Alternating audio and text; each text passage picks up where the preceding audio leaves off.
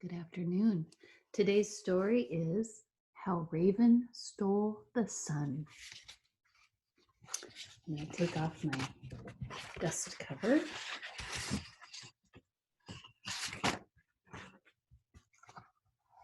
This is from the Tlingit tribe. How Raven Stole the Sun. Story by Maria Williams. Illustrations by Felix Vigil.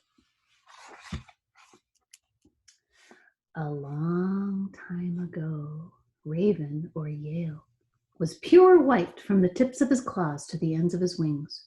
He was very striking, like fresh snow in winter. This was so long ago that there were no stars, no moon, and no sun. People lived in total darkness, and their only light was from campfires. Raven was concerned by this.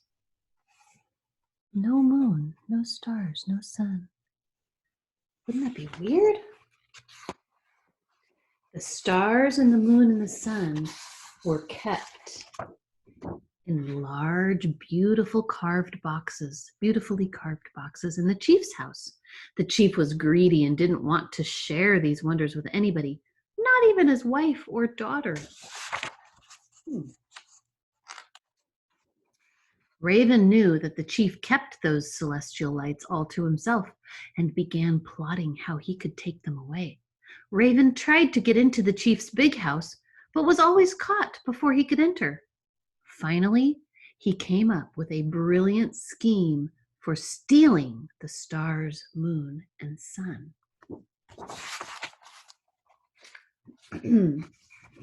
The chief's daughter was a lovely young woman, and the chief knew that soon she would be ready to have children of her own. This made him happy because he wanted grandchildren very badly, especially a grandson. One day, the daughter was gathering berries and got very thirsty. She found a nice creek flowing with fresh, cool water. Raven quietly followed her, and as she scooped up water with her cup, he quickly transformed himself into a small pine needle. Raven drifted into her cup, and the young woman swallowed him.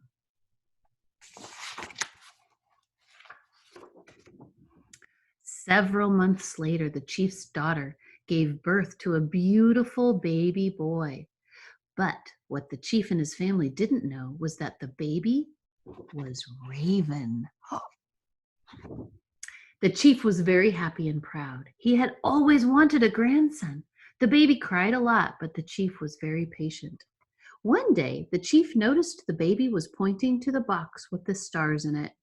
He cried and cried for it. Finally, the chief got the box of stars down to let his grandson play with it. Raven smiled and played with the box, and when the chief was not looking, Raven opened it. The stars flew out and up into the sky. Oh, Raven, what a tricky bird. The grandfather was not pleased to lose his stars to the sky, but his grandson was happy for a little while, and this made him happy. But eventually, Raven began to cry again. He cried and pointed to the box containing the moon. The chief remembered what had happened the last time, but he couldn't stand to see his grandson cry, so he handed him the box with the moon in it. What do you think's going to happen?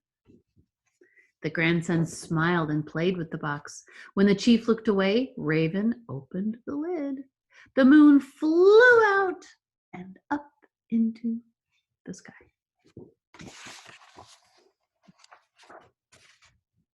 Raven loved making mischief, but he was growing tired of being a baby. He wanted to be a raven again. He missed his glorious feathers. He missed flying through the air, and he was getting really tired of the chief. But Raven waited because he was so curious about what was in that last box, the biggest box, the most beautiful of the 3 boxes. And so he began to cry. He cried and cried. For days he cried. The chief remembered what had happened with the moon and the stars, but he was sad to see his grandson crying. So he handed him his last box, the box containing the sun. Of course, the cunning raven was waiting for this moment. He opened the lid and freed the sun. What a beautiful sight! The sun flew out and up into the sky, and daylight came into the people's lives. Raven was very happy, and now that his curiosity was satisfied, he changed back into a raven. The chief saw the transformation and became very angry. He had been tricked. The chief closed the door to the house and trapped Raven inside. Raven knew the chief was bigger and stronger and would probably kill him. He flew around frantically, trying to find a way out. Finally, he spied a very small smoke hole in the ceiling. He flew up into it and squeezed through, and as he did, the black soot coated his feathers. Raven joyfully burst out into the light of day. Raven was very surprised to see that he was now completely black. From the tip of his claws to the ends of his wings, every feather and even his beak was a shiny, shiny, beautiful black. This was how Raven came to be black, as he remains to this day. There he is. I wonder if you can spy a raven today and wonder, is this raven descended from the raven that was in this book? Was this book real or not real? What do you think? Do you think this really happened? Or is it a fable? A fable is a type of story that people make up to explain the phenomenon around them, because they didn't know back then why things were the way they were. They didn't know how the stars got up in the sky. They didn't know how the sun came to be. They didn't know about the moon. So they made up these fun stories to tell each other at night around the campfire. They're fun stories. I like to listen to them too.